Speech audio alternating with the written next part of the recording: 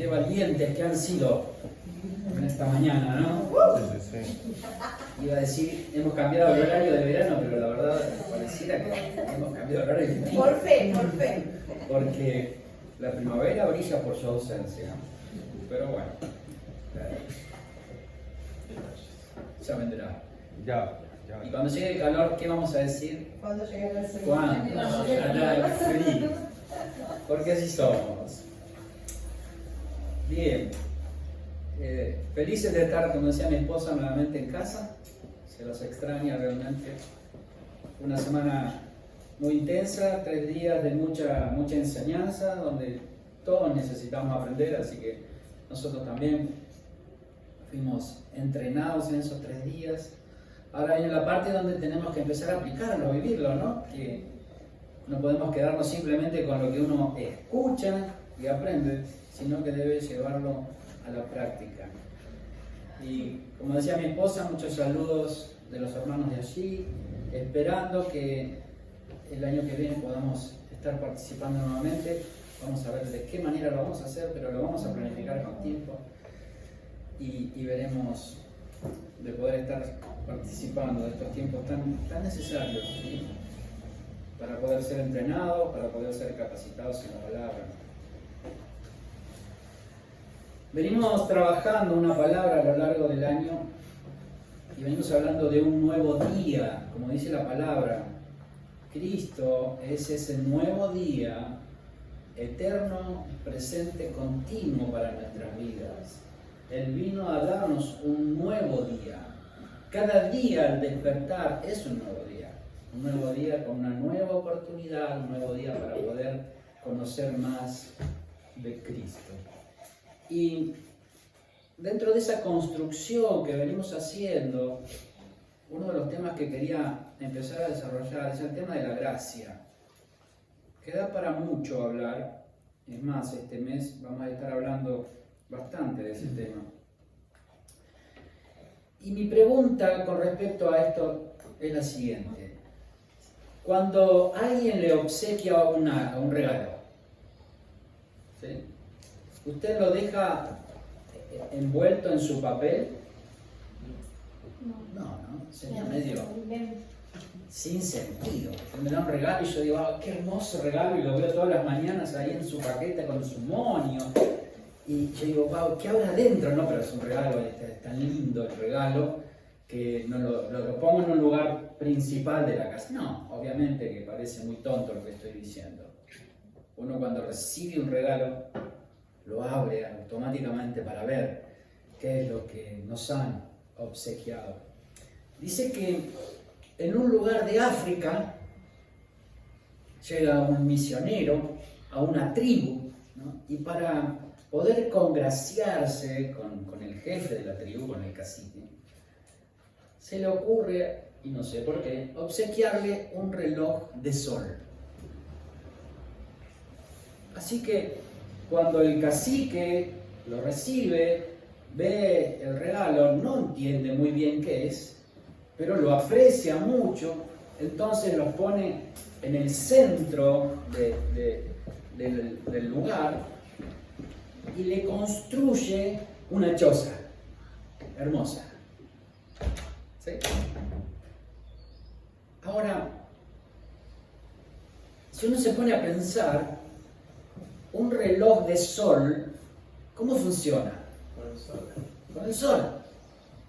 Si usted pone un reloj de sol adentro de una choza, adentro de un lugar que está totalmente tapado, nunca va a cumplir su función, ¿verdad? Y cada uno de nosotros, hemos recibido un gran regalo de parte de Dios. Creo que muchos hemos escuchado hablar de la palabra gracia. Vivimos bajo la gracia. Fuimos salvos por gracia. Ahora, si yo desconozco lo que es la gracia en realidad, y no permito que esa gracia cumpla la función o la finalidad para la cual se me ha otorgado, me va a pasar como ese reloj de sol, que lo voy a tener, pero nunca va a llegar a cumplir su verdadero objetivo, porque lo tengo ahí guardado, ¿no? Preservado para que nada le ocurra. Mi pregunta es, ¿qué es la gracia entonces? ¿Qué idea tenemos nosotros de la palabra gracia? Me gustaría preguntar, ¿qué piensa? Que para mí es un regalo inmerecido. Un regalo inmerecido. Amor. Amor. Ahí vamos. ¿Qué otra palabra se puede asociar con la gracia? Papá. Un papá. Un papá. Ajá. ¿Alguien más? Misericordia. Misericordia. Ujú. ¿Alguna otra idea? Salvación. Perdón. La gracia es salvación. Por gracia ¿Saben somos qué? salvos. Ven cómo van surgiendo las palabras, ¿no? Y qué bueno, porque tenemos la tendencia, y siempre lo digo, ¿no?, a hacer un concepto de todo en la vida. Y a veces cuando conceptualizamos las cosas, las reducimos, porque tratamos de explicar en pocas palabras. Entonces, ¿qué es lo más común cuando uno dice gracia? Regalo merecido. Sí. Ajá. ¿Pero qué es ese regalo? Ah, es un regalo inmerecido, no lo merecía. Ajá. ¿Pero qué es ese regalo? Vuelvo a preguntar. Entonces, ven cómo a veces necesitamos investigar un poco en la palabra, poder desmenuzar un poco la palabra y ver, porque si no reducimos a la gracia a poquitas palabras. Un regalo inmerecido. Dos, regalo inmerecido, dos palabras. ¿Y cómo? Entonces, uno se podría preguntar, pero bueno, primera pregunta, ¿qué es la gracia? ¿Para qué me sirve la gracia? ¿Cómo vivo la gracia? Miren cuántas cosas podrían salir de dos palabras. Regalo inmerecido. Entonces, si yo tengo la gracia y simplemente me quedo con que es un regalo inmerecido, ¿cómo lo aplico a mi vida? Si no tengo desarrollado ese concepto tan reducido, necesitamos conocer, necesitamos profundizar. Y estuve buscando un poco qué es la gracia, ¿no? Y dice, la palabra gracia del hebreo chen o griego charis también se usaba para expresar favor o simpatía. ¿Sí? O sea, no es simplemente, no es que la palabra gracia es una palabra evangélica, una palabra cristiana. La palabra gracia tiene otras connotaciones. Cuando José halló gracia delante de Potifar, por ejemplo, ¿sí?, cuando él es llevado. Lo que pasa es que por lo general siempre la palabra gracia está asociada ¿a qué? Al perdón de Dios. ¿Verdad? Ahora, en la antigüedad, los reyes extendían la gracia, ¿no? Ellos otorgaban de alguna manera la gracia. Asuero, por ejemplo, le otorgó a la reina Esther gracia. ¿Por qué? Porque había una formalidad, por así decirlo, donde nadie podía presentarse delante del rey si el rey no lo llamaba, ¿sí?, si no había una cita previa. Y en este caso, a pesar de que era su esposa, o sea, no había diferencia. La reina Esther necesitaba anunciarse previamente para aparecerse delante del rey. En este caso, si quiere leer la historia, puede leer el libro de Esther. Ella irrumpe delante de su esposo y él extiende su cetro y le perdona la vida, porque la consecuencia era la muerte. Le extiende la gracia. Me gustaría que me acompañe a ver, ¿no?, a través de las Escrituras, qué dice la palabra con respecto a la gracia. Y sin duda nos vamos a ver reflejado en esta palabra, porque habla puntualmente de cada uno de nosotros. Efesios capítulo 2, versículo 1 dice lo siguiente: Dice, en otro tiempo, ustedes estaban, me voy a incluir, nosotros, ¿sí? En otro tiempo nosotros estábamos muertos en sus transgresiones y pecados, en los cuales andaban conforme a los poderes de este mundo. Se conducían según el que gobierna los aires, según el espíritu que ahora ejerce su poder en los que viven en la desobediencia.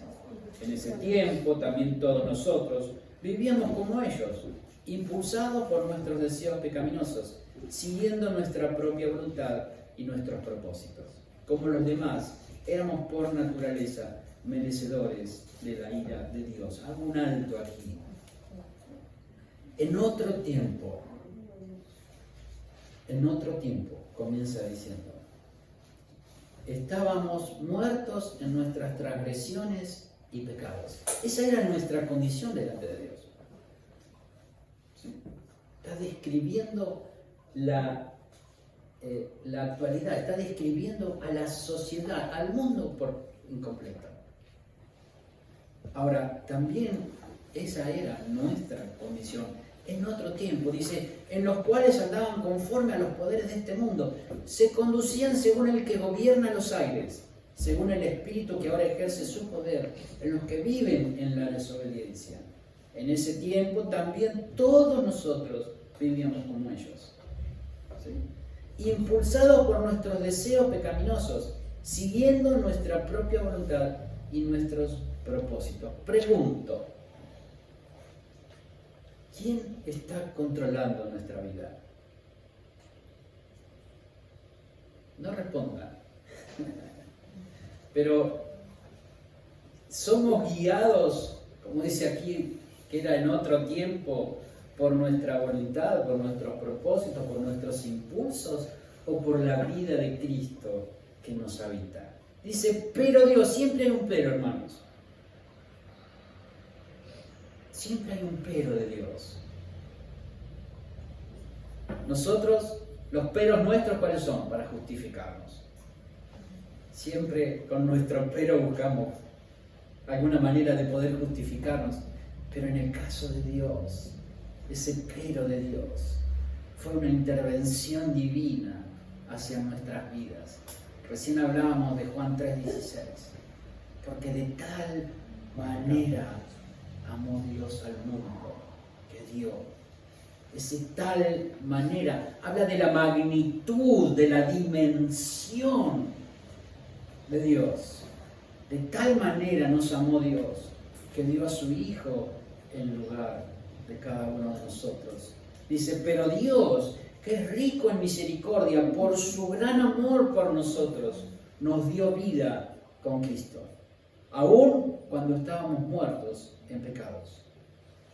Por gracia ustedes han sido salvados. Y en unión con Cristo Jesús, Dios nos resucitó y nos hizo sentar con Él en las regiones celestiales para mostrar en los tiempos venideros la incomparable riqueza de su gracia, que por su bondad derramó sobre nosotros en Cristo Jesús. Porque por gracia ustedes han sido salvados mediante la fe. ¿Sabe qué? Es necesario que esto pueda ser una realidad en nuestro interior. Porque, hermanos, no hay nada que nosotros como seres humanos podamos hacer para ganar el favor de Dios. No hay esfuerzo humano, no hay sacrificio humano que a mí me permita merecer el perdón de Dios. ¿Por qué? Porque fue por amor, porque de tal manera me amó Dios. Y nada de lo que yo pueda hacer va a ser suficiente al sacrificio de Cristo en la cruz. Nada, absolutamente nada. No luchemos por merecer lo que ya fue otorgado por amor. No hay esfuerzo personal que pueda lograr igualar lo que Él ha hecho por nosotros. Necesitamos que sea una realidad, porque si no, es una vida de esfuerzo continuo por lograr ser mejor para merecer. Y en realidad nada merecemos. Si hay algo que recibimos es por gracia, es por amor. Todo lo que Dios ha hecho y hace por nosotros no es por mérito. A veces nos detenemos mirando lo bueno y lo malo. ¿Sabe que en el huerto del Edén está el árbol del bien y del mal? Pero también está el árbol de la vida. Entonces, a veces vivimos nuestra vida regida por el árbol del bien y del mal. ¿Qué es esto que estoy diciendo? ¿Esto está bien o esto está mal? Y eso es lo que muchas veces condiciona nuestra vida. Y estamos permanentemente examinando nuestra vida desde una mirada de lo bueno o lo malo, cuando en realidad nuestra mirada tiene que estar puesta en el árbol de la vida, en Cristo. ¿Por qué? Porque si yo pongo mi mirada en Él y permito que su vida sea la que gobierne mi corazón, el fruto de mi vida ya no va a ser esa lucha continua de ver lo bueno o lo malo, sino que el fruto de mi vida va a ser consecuencia de esa naturaleza que me habita. Por gracia, ustedes han sido salvados mediante la fe. Esto no procede de ustedes, sino que es un regalo de Dios, y no por obras, para que nadie se jacte. Porque somos hechura de Dios, creados en Cristo Jesús para buenas obras, las cuales Dios dispuso de antemano a fin de que las pongamos en práctica. Fíjese, hermanos, si hay un resultado en nuestra vida, no tiene que ver con nuestra capacidad, no tiene que ver con nuestro esfuerzo, no tiene que ver con que somos buenos o excelentes personas, sino con lo que Dios preparó de antemano para que nosotros estuviésemos practicando. Ahora, cuando empezamos a investigar en las Escrituras, podemos ver de que la gracia es mucho más que esas dos palabras. Es mucho más que un regalo. Porque lo definimos como eso, es un regalo y por otro lado, inmerecido, que no merecíamos. Entonces, es muchísimo más que un regalo. Porque la gracia no es algo, sino que la gracia es alguien. Juan 1:17 dice, pues la ley fue dada por medio de Moisés, mientras que la gracia y la verdad nos han llegado por medio de Jesucristo. Hermanos, vuelvo a repetir, la ley fue dada por medio de Moisés, mientras que la gracia y la verdad nos han llegado por medio de Jesucristo. Cristo es la manifestación de la gracia. ¿Sí? No solo nos da gracia, Él es la gracia misma. Nosotros vivimos en el ámbito de la gracia porque vivimos en Cristo. Porque en Él se manifestó la gracia de Dios. Ahora, sigamos avanzando. ¿Qué nos proporciona la gracia? Bueno, es como decíamos antes, tengo la gracia, tengo un regalo. Bueno, empecemos a descubrir ese regalo. Abramos el paquete y empecemos a ver qué es lo que tenemos adentro. Tito 2:11 dice, en verdad, Dios ha manifestado a toda la humanidad su gracia, a toda la humanidad. Jesucristo no murió por nosotros solamente. Jesucristo fue a la cruz por el pecado de toda la humanidad. Entonces podríamos decir que hay mucha gente que necesita reconocer a Cristo como su Señor y Salvador. Pero Cristo no va a volver a morir por ellos, porque ya murió una vez y para siempre. Su sacrificio perfecto fue por toda la humanidad. En verdad Dios ha manifestado a toda la humanidad su gracia, la cual trae, ¿qué cosa trae? Salvación. Es lo primero que podemos ver. Si bien, como decimos, hay cosas que ya las sabemos, pero no por el simple hecho de saberlas es suficiente. Deben estar permanentemente presentes en nuestra vida porque son las que rigen, las que destinan nuestro actuar, nuestro vivir diariamente. Dice, la cual trae salvación y nos enseña. Estamos hablando de la gracia, hermanos. La gracia trae salvación y nos enseña a rechazar la impiedad y las pasiones mundanas. Así podremos vivir en este mundo con dominio propio, justicia y devoción, mientras aguardamos la bendita esperanza, es decir, la gloriosa venida de nuestro gran Dios y Salvador Jesucristo. Él se entregó por nosotros para rescatarnos de toda maldad y purificar para sí un pueblo elegido, dedicado a hacer el bien. Cuando decimos que en Cristo tenemos todas las cosas, y nos preguntamos, ¿qué son todas las cosas? Como compartíamos hace unos domingos atrás. En Cristo lo tengo todo. He sido bendecido con toda bendición. Pero yo tengo mi casa y veo que me faltan cosas. Necesitamos definir qué son esas todas las cosas. Y esta que estamos hablando es parte de esas todas las cosas. Como hablábamos del cirujano, ¿no? Un médico que, bueno, ni siquiera era cirujano, pero tenía todos los instrumentos sobre la mesa en la sala de operaciones y no sabía para qué se usaban. Entonces nunca iba a poder ejecutar el trabajo que tenía que hacer. Ahora, cuando empezamos a describir por la palabra qué son todas esas cosas, podemos ver de que la vida que portamos y la vida que a diario tenemos que vivir, contamos con las herramientas necesarias dadas por Dios para poder vivir esa vida. En Cristo lo tenemos todo, ¿sí?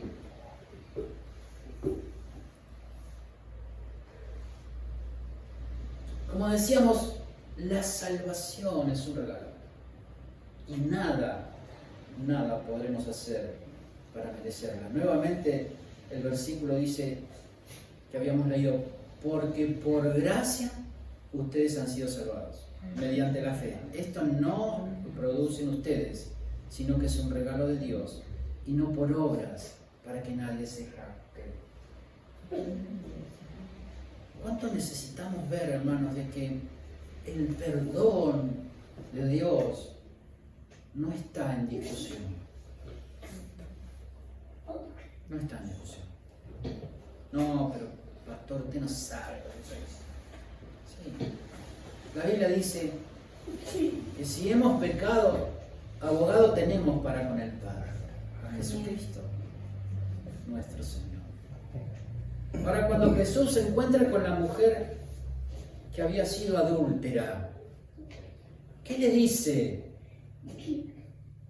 ¿Qué le dice? Ni yo te condeno, vete, pero no peques más. O sea, no porque tengamos un abogado, porque digamos, pero Dios me entiende, porque veo la carne de él, tú sabes, No, ¿sí? no pasa por ahí. Habíamos leído unos versículos anteriores, ¿no? Cuando hablábamos de que la gracia nos proporciona la manera de vivir con dominio propio, ¿sí? Entre otras cosas. Entonces, entendemos de que no es por obras, entendemos de que no es por un esfuerzo personal, pero entendemos que es por el gobierno de una vida que nos habita. El pasaje que hemos trabajado y seguiremos trabajando mucho es ese que dice que si estamos en Cristo, somos una nueva criatura. Las cosas viejas pasaron, todas fueron hechas nuevas. Ahora, si soy una nueva, por eso es necesario leer con detenimiento. Soy una nueva criatura. No, porque vengo con una herencia de familia de mis antepasados. Soy una nueva criatura. Algo nuevo, ¿qué es? Nuevo. Y es más, sigue explicando la palabra. Lo viejo ha pasado. Todo fue hecho nuevo. Mayor aclaración no puede haber. Y si quiere podemos reforzar esto cuando dice, con Cristo estoy juntamente crucificado. Pero no termina ahí, sigue ampliando el concepto. Y ya no vivo yo, más Cristo vive en mí. ¡Wow! ¿Se da cuenta cómo necesitamos tener fresca la palabra para no ser engañados, hermano? Porque vivimos atados muchas veces a nuestro pasado. Nos sentimos la peor cucaracha del mundo, del planeta, porque no, ¿cómo yo voy a ir al Señor a decirle, mirá cómo estoy? ¿Y a dónde vamos a ir? Si no. Eso no justifica para seguir. No, yo no estoy haciendo una apología del pecado. Por supuesto que no. Pero saben que yo era un adolescente y me sentía tan sucio y tan pecador y yo llorando delante del Señor. Y el diablo me decía al oído, otra vez volví con lo mismo. ¿No? Y otra vez no tenés cara, tenés la cara, como decimos en Argentina, tenés la cara de chapa. Sos un cara dura. ¿Cuántas veces? Y ¿sabe qué, hermano? Eso me alejaba tanto de Dios. Y yo decía, claro, ¿cómo vos? Me daba, no sé, una vergüenza tal. Hasta que un día entendí, ¿y a quién le voy a ir a pedir perdón? Si no es al Señor. ¿Quién me otorga el perdón? Él. Entonces sí, con dolor y arrepentido, genuino de corazón, Señor, perdóname. Volví a caer, sí, volví a caer. Pero lo voy a seguir intentando. Buscaré tu rostro, buscaré llenarme de tu vida. Porque es el único que nos otorga el perdón. Ahora, no es por nuestras buenas obras. Él nos sigue amando. Yo pregunto, los que estamos acá, casi todos somos padres, o hemos sido, o en algún momento lo seremos. Si un hijo se porta mal, vamos a suponer que sea algo grave, mata a una persona,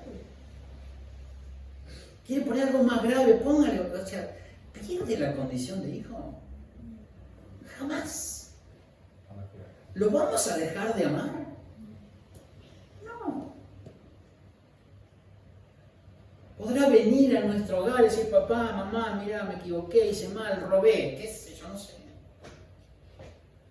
Pero no lo voy a hacer más. Bueno, yo te sigo amando. ¿Habrá una consecuencia? Sin duda que la consecuencia de nuestros pecados existen. Eso es innegable. Si una pareja de novios tuvo relaciones fuera del matrimonio y se arrepienten, genial, Dios los perdona. Por supuesto que sí. ¿Restablece su vida? Por supuesto que sí. Ahora, ¿cuál es la consecuencia? Una panza. No estoy hablando que sea mala o buena, pero hay una consecuencia. Hay un bebé. Esa es la consecuencia del pecado. Entonces siempre va a haber una consecuencia. Siempre.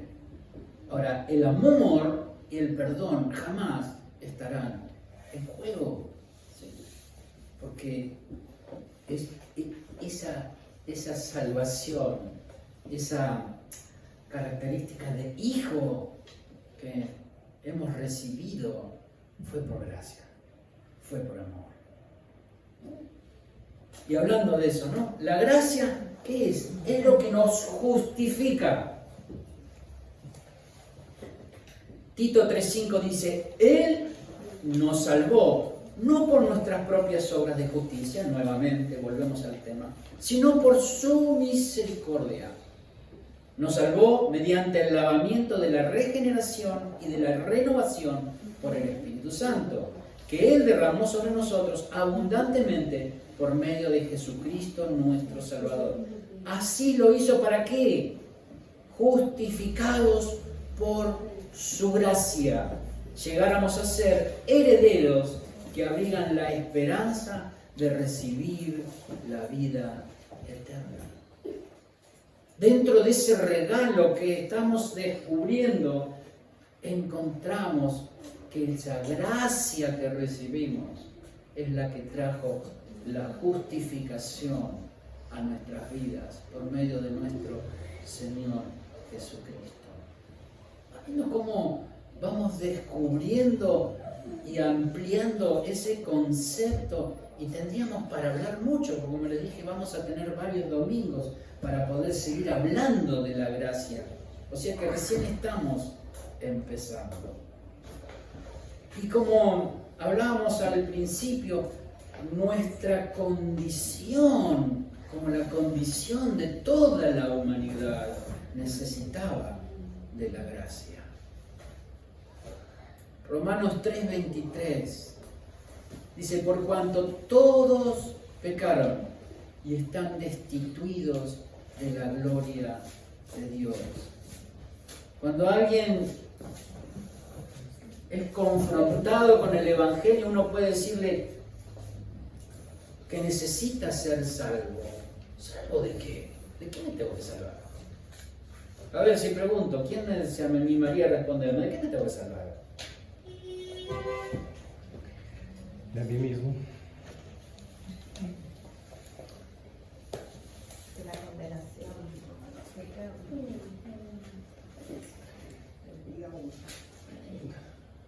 ¿Sí? Porque a veces nosotros De mismos las somos los que... tinieblas. A ver, ¿por qué dije de mí mismo? Porque nosotros somos los que colocamos en una balanza las cuestiones de Dios y nuestros pensamientos. Y a veces nuestro obrar es el que nos da esa libertad. Entonces, empecemos desde nosotros mismos a ser coherentes y aplicar la palabra en nuestras vidas para que vayamos En detrás de eso esa estoy de pasión. acuerdo, pero más a nivel terrenal. El amor. Pero si hablamos desde el punto de vista espiritual, la Biblia nos describe que estábamos muertos en delitos y pecados, ¿sí? Dice, por cuanto todos pecaron y están destituidos de la gloria de Dios. O sea, no tenemos manera, si no es por medio de Cristo, que reconcilia al mundo con Dios, de poder tener derechos como hijos de Dios. Si yo me siento a hablar con una persona, podría explicarle el plan de salvación. Primeramente, confrontándonos con cuál es nuestra condición delante de Dios. O sea, como dijimos, no nos podemos justificar delante de Dios por buenas obras. Pero yo soy re bueno. Mi mamá me dijo un día: yo no hago mal a nadie. Todo el que pueda ayudar, ayudo. Ahora, la condición del ser humano no pasa por si hace cosas buenas o hace cosas malas, sino por la naturaleza que tiene, una naturaleza de pecado heredada de Adán, que es lo que nos impide tener relación con Dios. Por eso necesitamos a Cristo, que nos da vida, que nos trae de la muerte a la vida, de una muerte espiritual a una vida eterna. Y nos conecta directamente con el Padre. Por cuanto todos pecaron y están destituidos de la gloria de Dios, siendo justificados gratuitamente por su gracia mediante la redención que es en Cristo Jesús. No hay otro camino. Jesús dice: yo soy el camino, la verdad y la vida. Nadie viene al Padre si no es por mí. Hermanos, no hay otra manera de llegar a Dios. Creo que todos lo sabemos. Pero ¿hasta dónde dependemos de Cristo? O sea, ¿hasta dónde Él puede ser el que esté gobernando, y entiéndase la palabra, dirigiendo nuestras vidas. Muchas veces, cuando hemos hablado quizás con personas que le hablamos de Cristo, nos han dicho, no, a mí me gusta, ya llegará el momento, el tiempo, para ahora yo quiero vivir libre, hacer lo que quiero, porque bueno, qué sé yo, a mí no me gusta a esta edad todavía tener compromisos, soy muy joven, no sé, tantos argumentos que muchas veces la gente presenta. Ahora, no entienden, y yo lo entendí después, porque yo también pensaba lo mismo, de que en realidad no éramos libres, sino que éramos esclavos de una naturaleza que nos gobernaba y nos impulsaba a vivir y hacer cosas que de alguna manera nos iban atando. Si yo le contara las cosas que yo vivía y me creía que hacía lo que quería, en realidad era un esclavo de todas esas cosas que me estaban atando. Pero yo me sentía que vivía libre, pero en realidad no lo era. La verdadera libertad está en Cristo, a pesar de que hablamos de gobierno, hablamos de una nueva naturaleza, una nueva vida que nos absorbe y nos lleva a vivir bajo su perfecta voluntad.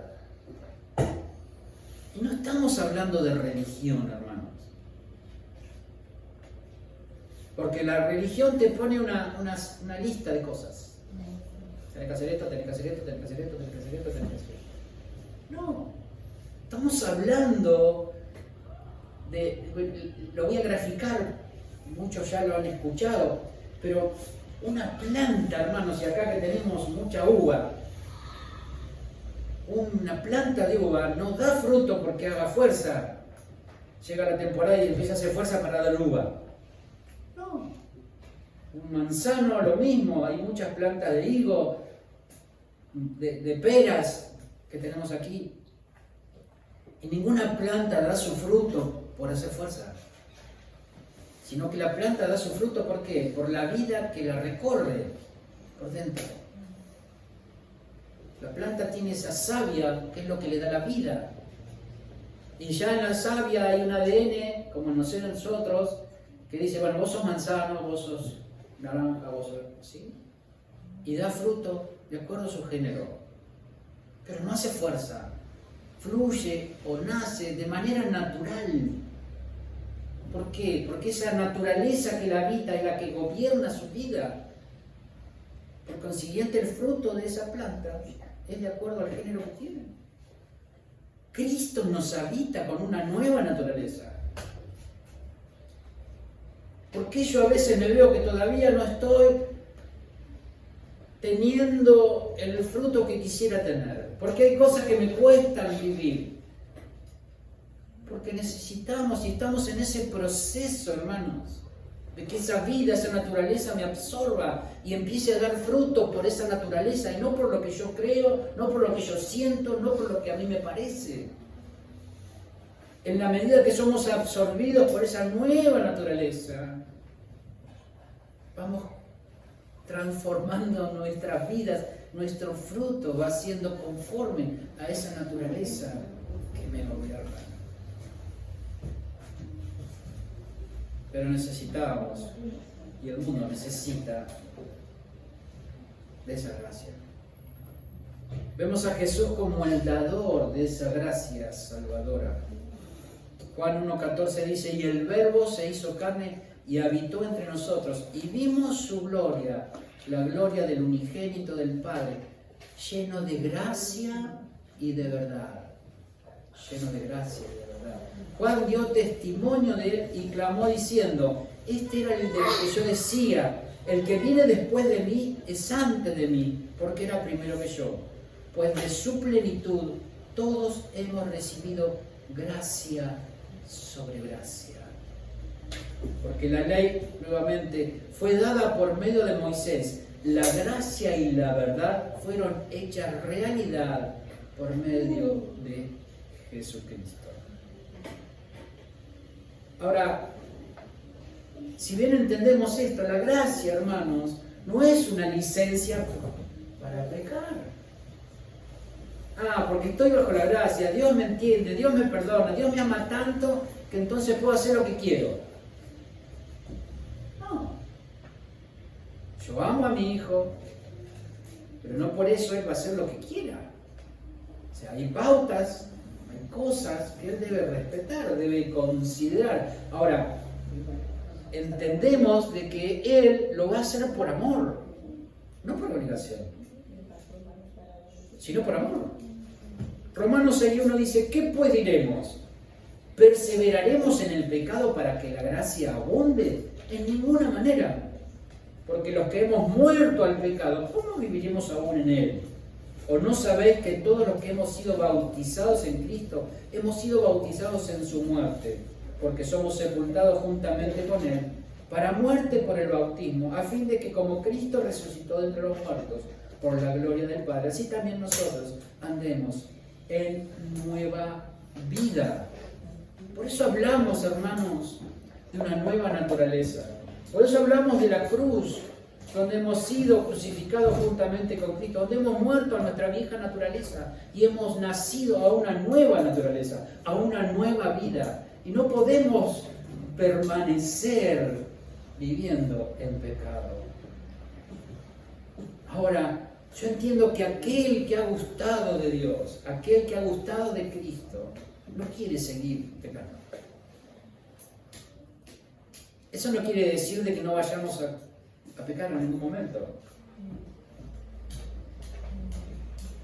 Y fíjese una cosa, si nosotros nos ponemos a leer detenidamente, como siempre digo, las Escrituras, vemos que cuando se escribe, Pablo no escribe, dice, a los pecadores que están en Corinto, a los pecadores que están... No, fíjese que la palabra nos describe a nosotros como santos. Yo de santo no tengo nada, que no podrá decir. La Biblia nos describe como santos. Ahora, somos santos. ¿Por qué le digo esto? Porque si yo digo, yo soy un pecador, entonces actúo como tal. ¿Y porque qué otra cosa puede haber en mi vida? Soy un pecador. Soy pecador. Porque de acuerdo a lo que yo pienso, es como actúo, hermano. Yo soy técnico mecánico, nunca me pondría en una sala de operaciones a operar porque yo sé que soy mecánico. Y me dan una persona para operar, yo digo, no sé, si yo tráeme herramientas de taller. Entonces yo pienso, entiendo y creo que soy mecánico y como tal me voy a desarrollar libremente.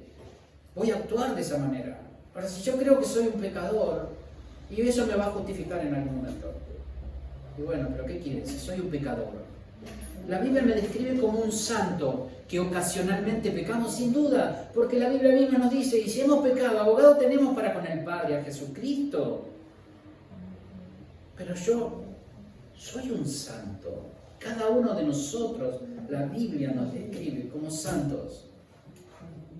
Y nos vamos a tener que mantener en esa posición. Siempre hablamos de posición en la vida del cristiano. Porque la misma palabra nos dice, si estoy en Cristo, si estoy en Cristo soy una nueva criatura, entonces mi posición es estar en Él. Y si me mantengo en Él, verdaderamente voy a poder sostener esa verdad. La gracia debe crecer en nosotros. La gracia debe crecer. Segunda de Pedro 3:17 dice, así que ustedes, queridos hermanos, puesto que ya saben esto de antemano, manténganse alertas, no sea que arrastrados por el error de esos libertinos, pierdan la estabilidad y caigan. Más bien, crezcan en la gracia y en el conocimiento de nuestro Señor y Salvador Jesucristo.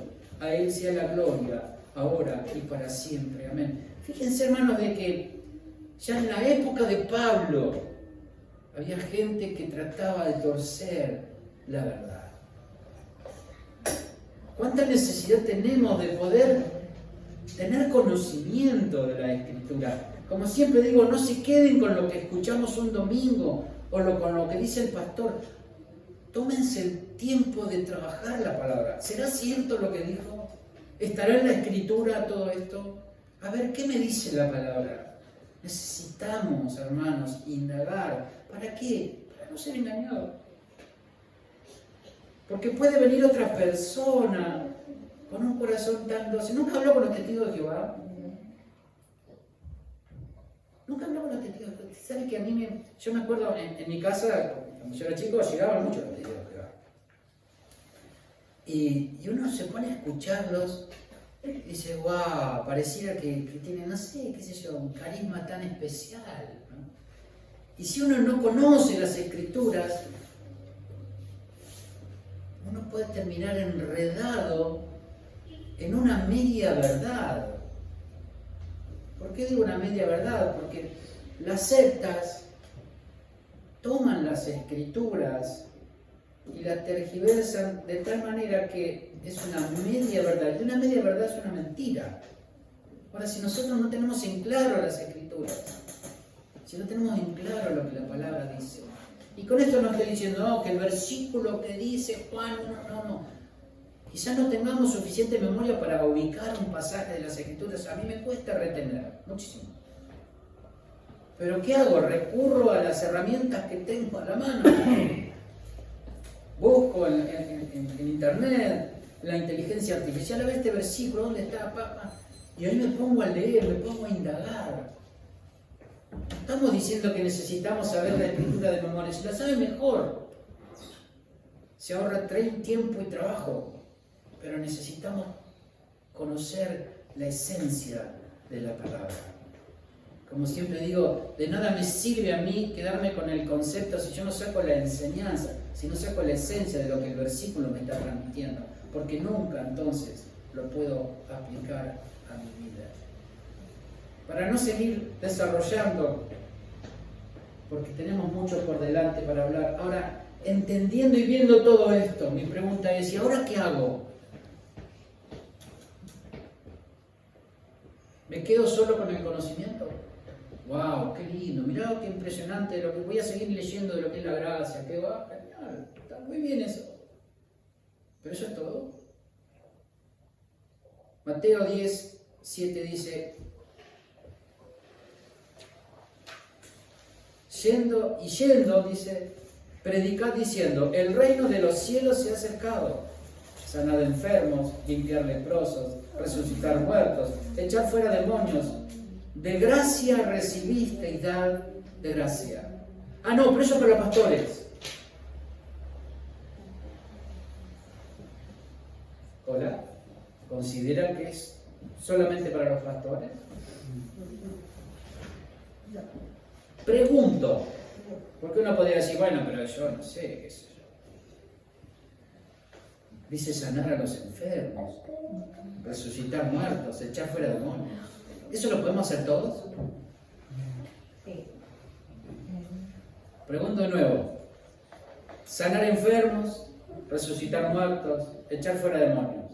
¿Lo podemos hacer todos? Amén. ¿Todos lo creen? ¿Por qué?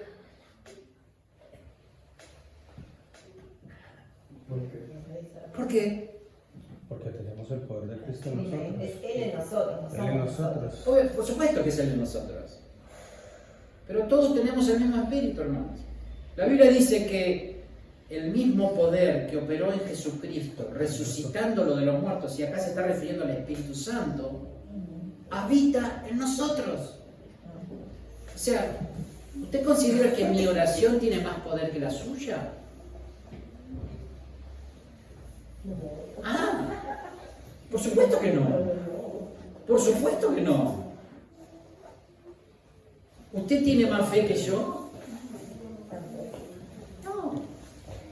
¿Necesitamos ejercitar la fe? Por supuesto que necesitamos ejercitar la fe.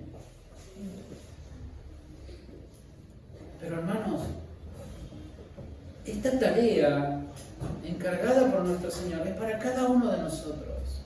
La gran comisión, ir y hacer discípulos a todas las naciones. A todas las naciones. ¿Compartiendo qué? La gracia, hermanos. La gracia. porque de gracia hemos recibido, demos de gracia. Fíjese, 2 Corintios 5:17 dice, de modo que si alguno está en Cristo, nueva criatura es, las cosas viejas pasaron, todas son hechas nuevas. Y todo esto proviene de Dios, quien nos reconcilió consigo mismo por Cristo. Ahora no queda ahí, hermanos. Esto es todo muy lindo, muy hermoso lo que hemos recibido, lo que Dios ha hecho por nosotros. Pero dice, y nos dio el ministerio de la reconciliación. Ah, yo quiero servir al Señor.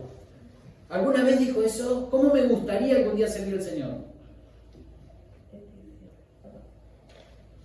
¿Sabe que todos tenemos un ministerio dado por Dios? Todos. Todos. Tenemos el ministerio de la reconciliación, hermano. Ah, no, pero parece que servir al Señor solamente es acá adentro. Cuando estoy detrás de un púlpito, cuando tengo algo que se vea. ¿Dónde dice eso? Hermanos, esto es parte, sin duda, es parte. Pero el servicio al Señor no está acá adentro, está afuera. ¿Ejerciendo qué? El ministerio de la reconciliación.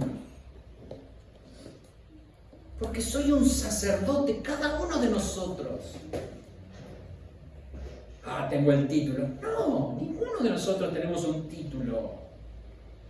Tenemos una responsabilidad dada por Dios, porque el significado de sacerdote es aquel que acerca a la gente a Dios.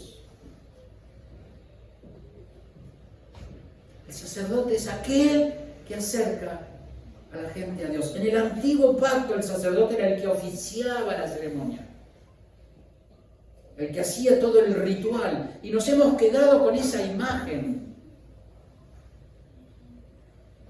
sin darnos cuenta que hoy la iglesia no está acá adentro, la iglesia está afuera, que somos nosotros, y que tenemos esa responsabilidad. Fíjese lo que dice Romanos 10:14. Ahora bien, dice, ¿cómo invocarán a aquel en quien no han creído? ¿Y cómo creerán en aquel en quien no han oído? ¿Y cómo oirán si no hay quien les predique? ¿Cómo predicarán sin ser enviados?